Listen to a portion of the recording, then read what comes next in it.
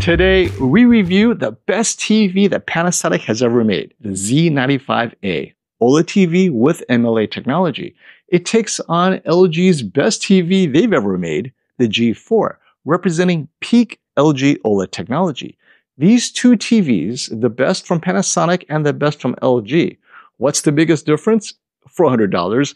The Z95A launched at $3,200, currently around $3,000. The G4 launched at $3,400, but now $2,600. Oh wait, you want to know the differences in image quality? Let's just say that after this review, spending some time with both TVs side by side, the Z95A should have been at the Value Electronics Shootout. Oh, let's get into it. Today's video is brought to you by WhoKeys. Trying to build a PC on a budget, but don't know where to buy your Windows software cheaply? WhoKeys to the rescue. Use my coupon code SF20 and immediate discount with a free upgrade to Windows 11. At the bottom of this order where it says code card, to the right is the product key you need to activate Windows. So copy this long number, then go to the Windows menu and click on Settings. In the Settings menu, at the bottom, select Update and Security. Select Activation, then select Change Product Key, paste what you copied from WhoKeys, click Next, click Activate, and you're done. You can buy Windows 11 Pro or Office 2019 Pro with my discount code SF20. Yes, I've been using WhoKeys for the last several years on my own PC builds, and it just works. Let's begin with what they have in common, and that would be an OLED panel from LG Display with micro lens array or MLA brightness boosting technology. The LG G4 with MLA, wow, one of the brightest TVs you can get. As a matter of fact, sometimes brighter than mini LED TVs. So what will the Panasonic Z95A do with this MLA technology? Spoiler, how they apply MLA is the core difference separating these two TVs, as you'll soon see when we compare image quality. To assess image quality between these two TVs, we'll be comparing challenging HDR content, streaming on Netflix, HDR movies, motion, sports, and at the end, my final conclusions about their respective use cases. Who should be buying the Z95A over the LG G4? Another difference is the operating system. The Panasonic Z95A and other Panasonic TVs being released in the USA is using the Fire TV operating system, whereas LG uses its own WebOS. Biggest difference is the slight latency, lag maybe, that's on the Fire TV. I noticed going from setting to setting, turning on the TV, it feels like the Fire TV is a second or two slower than WebOS. On the other hand, the Fire TV, I personally like that UI a little bit better. It's more intuitive, less clicks to get to the settings I want, which is important to me, but WebOS is, of course, a little bit snappier, and Tizen to me is probably the snappiest right now. But to be fair to Panasonic and Fire TV, this is an issue shared by other TVs that use Google TV, Sony, TCL, Hisense. There's that occasional lag here and there, but you know what? It's fine. It's not a deal breaker for me. What's important is how deep can I get into those settings? And on the Z95A, you can get as deep as a Sony or an LG G4. I love it. I think the Fire TV is fine. Some of you don't like it. You can always plug in Apple TV or a Roku stick. That works just as well. But let's talk about TV audio real quick before jumping into image quality. The LG G4, easily one of the most balanced and best TV audio systems out there. Slightly better than the Sony A95L, but not quite as loud, does not go quite as low as the Bravia 9. However, the Z95A almost matches the Bravia 9. That's amazing. So this is an OLED TV that gets louder than the G4, gets lower than the G4, and definitely competes with the Bravia 9. It is up there with my top 3 TV audio systems this year. The Bravia 9, the Hisense U8N, and now the Z95A. If you're getting a 65-inch TV and you don't plan to get a soundbar, the Z95A definitely takes care of you there. All right, let's jump into the image quality differences. Both TVs were updated to the most recent firmware update as of October 12th, and neither have been calibrated. The G4 is my personal TV, while the Z95A is a loaner unit from Panasonic. Both TVs were factory reset before this review, and as 99% of you will not be calibrating the TVs, I'll review them out of the box using the basic picture presets and settings available to you. We'll start with comparisons using the most challenging and vibrant HDR content from the HDR Super Channel. Thank you, Jennifer Gala. Her eclectic selection of HDR content at all brightness levels up to 10,000 nits is what I use to challenge the best TVs out there. Thank you again, Jennifer, for making this possible. Let's start with HDR content from the HDR Super Channel. Anyone else notice the slight better color saturation on the Panasonic Z95A over the G4? This is not a super bright scene, between 700 nits down here and 1700 nits up here. Both TVs are in their most accurate setting, filmmaker mode. I even attempted to increase color saturation by reducing the roll-off point on the G4, but as you can see, it didn't help.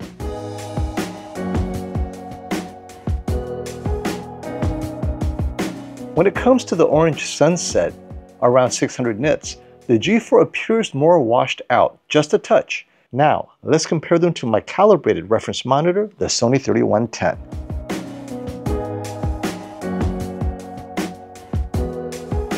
We can confirm that the G4 color saturation is definitely just short of accurate, although its brightness is closer to reference, while the Z95A has better color saturation with a touch less brightness. This next scene demonstrates why LG pushed for brightness. The G4 definitely has that extra three-dimensional pop factor here, and it works. HDR impact versus deep color. Which do you prefer? I don't think there's a wrong answer here. Definitely personal preference.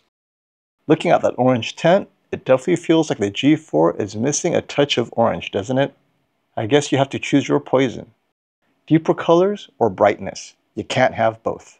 Well, unless you get a QD-OLED TV, right? And that demonstrates the compromises when choosing an MLA OLED TV. And here I am playing with the professional mode, tone mapping roll-off settings, and it does not help no matter what I do.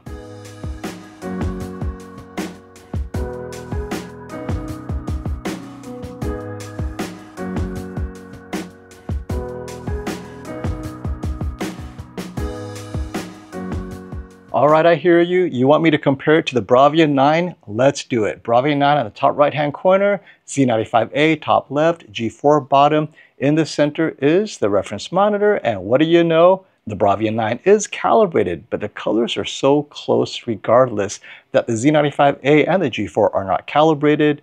Bravia 9, slightly more color saturation, slightly brighter in the brightest scenes, but let me tell you, MLA OLED works for brightness. The G4 is only a step behind in color saturation, but that brightness is real. The G4 once again demonstrating that this is the brightest OLED TV money can buy.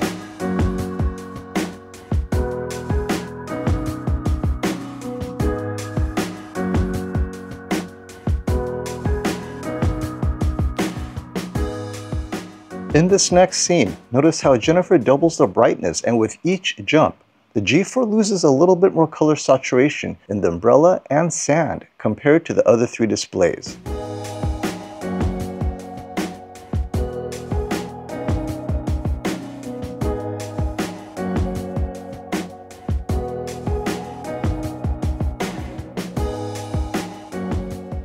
Next up is Netflix streaming. We're watching Midnight Mass. Although not bright, no more than 500 nits, there are still extremes of shadow detail and well-lit areas with lots of skin tones. This scene shows how both TVs are indistinguishable 99% of the time when you're watching movies that's not pushing the limits of HDR performance like what you saw in Jennifer's content previously.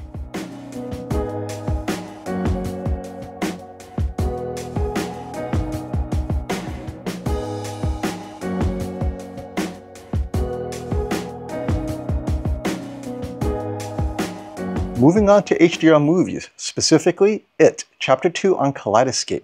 This is a scene used in the TV shootout due to the green and BT 2020 color space. But did you catch that? Let's pause this scene. The G4 has that HDR pop I was talking about. In these brief flashes of brightness, color saturation is less relevant because the effect is that brief flash in your eyes. Where the Z95A excelled in color saturation that you notice over several seconds, the G4 was designed for this type of HDR impact, so your choice of TV really depends on your viewing preferences.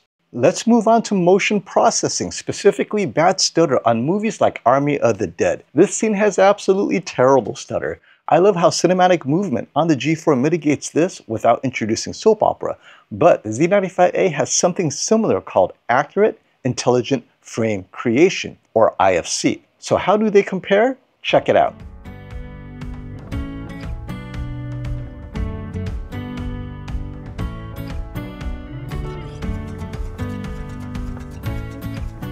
As you can see, the G4 is a bit smoother, whereas the Z95A is trying to preserve more of that cinematic blur.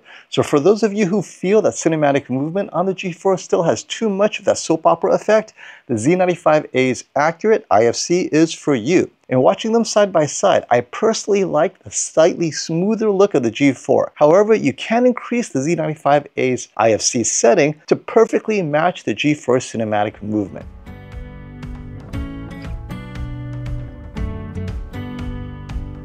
And for those of you who love motion smoothness, they look identical maxed out. Welcome to the land of soapy goodness.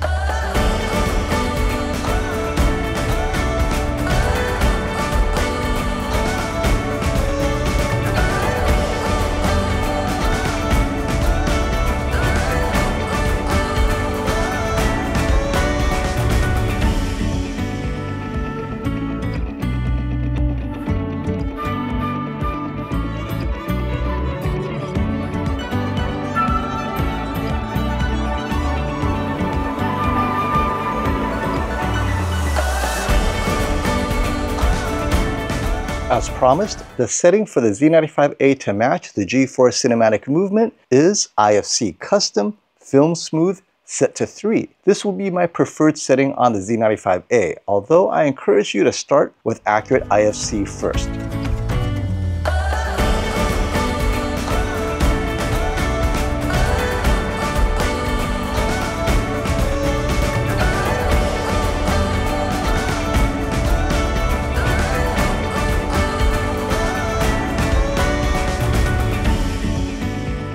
A near perfect match, if I do say so myself.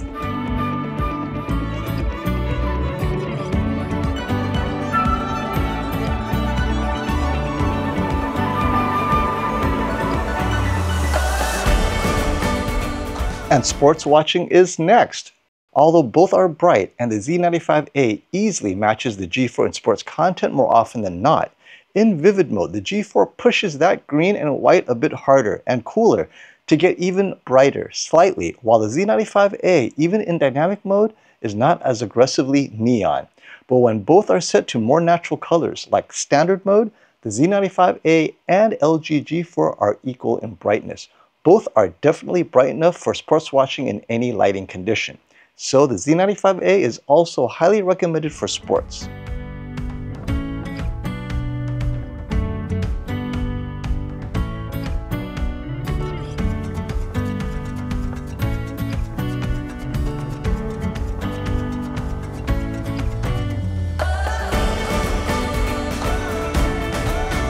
And hockey on both TVs looked great. I didn't notice any dimming over time on either TVs.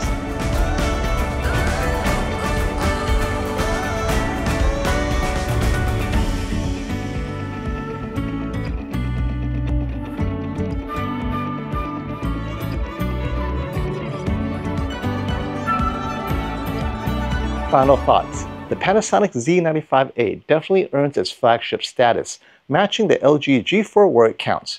Image quality, motion, color, brightness, and beats it in color saturation, however giving up just a touch of the HDR impact to get there. And whether you prefer WebOS or Fire TV OS, that's up to you, but I prefer the layout of the Z95A's Fire TV for TV settings. It feels like it takes less clicks to get to the settings I want than on the WebOS. But the WebOS is a little bit snappier if that's important to you. But let's talk about the key use case differences between these two TVs. As you saw, the G4 is all about HDR impact, willing to give up a little bit of that color saturation to get there.